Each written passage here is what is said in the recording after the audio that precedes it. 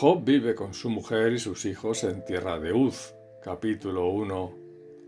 En aquel tiempo Satanás cuestiona a Dios la fidelidad de Job y le dice que le ponga a prueba arrebatándole todo lo que tiene hasta la salud física, a lo que Dios accede. Capítulo 2. Entonces Job maldice el día en que nació porque hubiera preferido no nacer para así evitarse todo el sufrimiento que ahora padece. Capítulo 3. Tres amigos de Job, Elifaz temanita, Bildad suita y Zofar naamatita, le visitan para consolarle, pero después de escucharlo, Elifaz le reprende, diciendo que Job, quien siempre daba lecciones de integridad a los demás, ahora no puede cuestionar lo que le ocurre porque Dios es justo, y el que algo malo hace, al final recoge el fruto de sus actos. Capítulo 4. Por eso le dice que no menosprecie la disciplina de Dios, porque al final es para bien, y por tanto que le busque y se encomiende a Él. Dios permite la aflicción para bien, pero no que seas destruido por ella. Capítulo 5. Job le reprocha sus palabras, pues se siente solo y sin apoyo ante su desgracia, algo que necesita en ese momento en vez de escuchar que el mal le ha venido por algún motivo que aún ellos desconocen. Job reprocha que ni siquiera se le permita el desahogo ante una tragedia como la suya. Capítulo 6. Job recrimina a Dios por qué carga contra él de esa manera como si fuera un gran enemigo suyo, cuando no es más que un simple mortal de ningún valor frente al Todopoderoso, y que nada puede hacer contra él.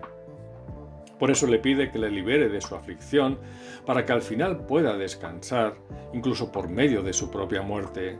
Capítulo 7. Bildad reprende a Job y le dice que todo lo malo que le ocurre tiene su motivo, lo cual no quita que durante un tiempo también Dios le haya permitido prosperar, aunque la confianza en uno mismo que deriva de esa abundancia puede ser motivo de perdición. En cualquier caso, aunque Dios disciplina, al que de verdad es justo y le busca de corazón, lo acabará restaurando. Capítulo 8.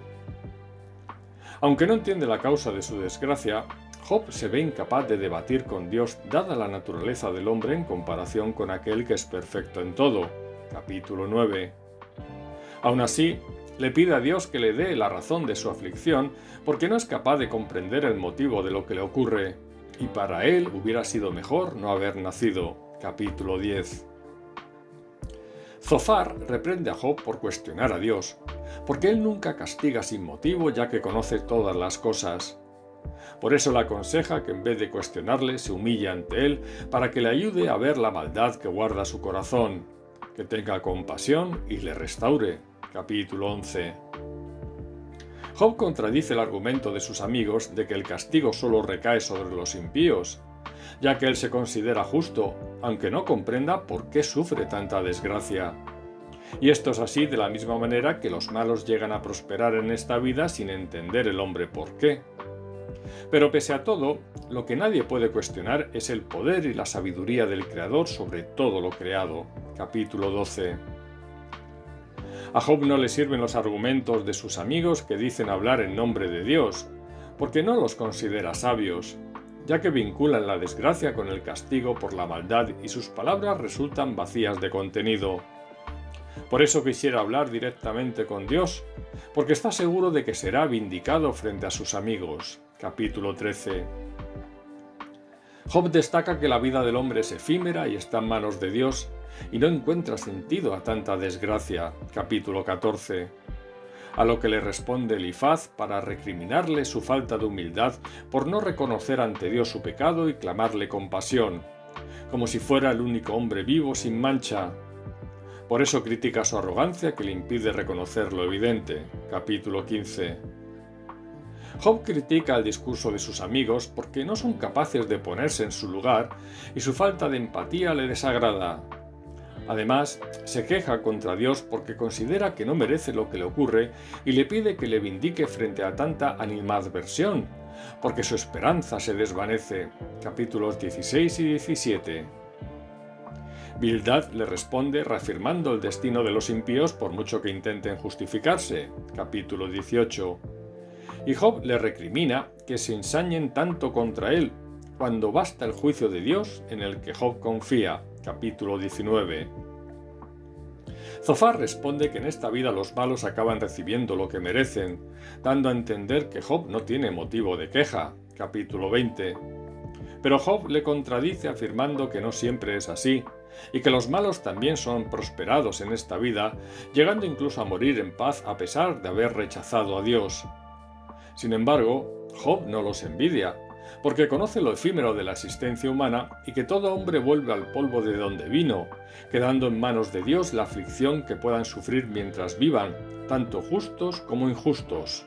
Capítulo 21.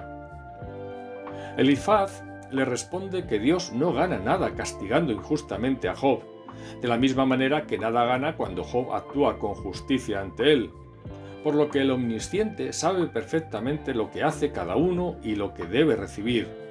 Por lo tanto, en vez de pleitear contra Dios, debe buscarlo en humildad y volverse de su iniquidad para que de nuevo le vaya bien. Capítulo 22. Sin embargo, Job se resiste a aceptar que es justamente castigado, porque considera que siempre anduvo rectamente ante Dios, y desearía estar ante él para poder defenderse. Capítulo 23. Pero por otra parte reconoce que nada puede hacerse contra su decisión, y que a veces parece que permita la maldad. Capítulo 24. En respuesta, Bildad niega que el hombre pueda justificarse ante Dios. Capítulo 25. Job describe la soberanía y el control de Dios sobre toda su creación, lo cual no es más que una pincelada de un poder tan grande que escapa al entendimiento del hombre. Capítulo 26. Declara que nunca la maldad se enseñoreará de él a pesar de las circunstancias, para que nadie pueda decir que es justamente castigado, al contrario de los impíos cuyo castigo describe. Capítulo 27. Job afirma que el hombre solo puede encontrar la sabiduría por medio del temor de Dios, quien ha demostrado un destello de esta a través del orden en todo lo creado. Capítulo 28. Job añora los tiempos pasados de prosperidad, cuando su autoridad era respetada e impartía justicia como persona considerada por todos. Capítulo 29. En contraste con su lamentable estado presente, en el que todos se han vuelto contra él, le desprecian y solo ha recibido mal por bien. Capítulo 30. Sin embargo, Job se reafirma en que siempre caminó rectamente ante Dios, quien todo lo ve. Por eso le reta para que examine su vida a fin de ratificar lo que dice. Capítulo 31. Un cuarto varón llamado Eliú entra en escena, el cual se enfada con Job por su insistencia en querer justificarse ante Dios, lo cual supone cuestionarle. Pero también se enfada con sus tres amigos al no saber rebatir sus argumentos, ya que solo le condenan, pese a que Eliú suponía que su mayor experiencia en la vida jugaría a su favor, por ser mayores que él. Capítulo 32. Eliú reprende a Job por cuestionar los designios de Dios al pedirle explicaciones por su manera de proceder en la vida de los hombres, y no entiende que Dios habla a los hombres o bien en sueños o bien por medio de la aflicción para evitar su perdición o como castigo por sus pecados. Capítulo 33. Eliú justifica a Dios porque nada hay oculto ante sus ojos y puede ver el pecado en el corazón del hombre que éste no alcanza a contemplar. Por lo tanto, su atributo divino de justicia le coloca más allá de lo que el hombre pueda llegar a considerar como justo, dada su naturaleza limitada y pecadora. Capítulo 34. Por eso recrimina a Job que cuestione la justicia de Dios por el hecho de no adaptarse al concepto de su propia justicia vinculada a recompensa o prosperidad, y que ello le lleve a pensar que no merece la pena caminar rectamente en un mundo donde hasta los que rechazan a Dios pueden disfrutar de prosperidad mientras Dios los contempla con pasividad. Porque, en definitiva, Dios no saca provecho del hombre que peca o del que no peca, ya que esto es algo que solo puede aprovechar o perjudicar al ser humano. En todo caso, las consecuencias de una cosa u otra se deben dejar en manos de Dios, que sabe cuándo, cómo y dónde actuar. Hay que confiar y esperar en quien todo lo sabe y puede. Capítulo 35. Eliú añade que Dios no desampara a los justos, aunque disciplina cuando lo requiere, dando siempre la oportunidad al arrepentimiento y perdón, si bien no todos atienden al ofrecimiento. Cuando llega la aflicción, uno debe buscar el amparo de Dios en vez de cuestionarle, porque Él jamás comete error o injusticia, y la creación da fe del atributo de perfección que Él refleja por medio de su obra, por lo que no podemos debatir contra Él por el hecho de no comprenderle o de creernos sabios en nuestra propia opinión. Capítulos 36 y 37. Jehová aparece para dejar en evidencia por necio a Job, debido a las quejas sobre la injusticia de su situación, demostrando que nada puede objetar a aquel que tiene el control y soberanía sobre toda la creación. Capítulos 38 y 39. Ante la evidencia, Job reconoce su gran error. Capítulo 40. Y Jehová añade que todo le pertenece y esa soberanía le permite regir según considera sin tener que dar explicaciones. Capítulo 41. Finalmente, Job se rinde arrepentido ante la omnipotencia y omnisciencia de Dios y confiesa que habló desde la ignorancia. Capítulo 42. Tras lo cual Jehová reprende a los 3 amigos de Job porque no hablaron rectamente de él como sí hizo Eliú, y le quita la aflicción a Job cuando ora por sus amigos, restituyéndole el doble de lo que tenía.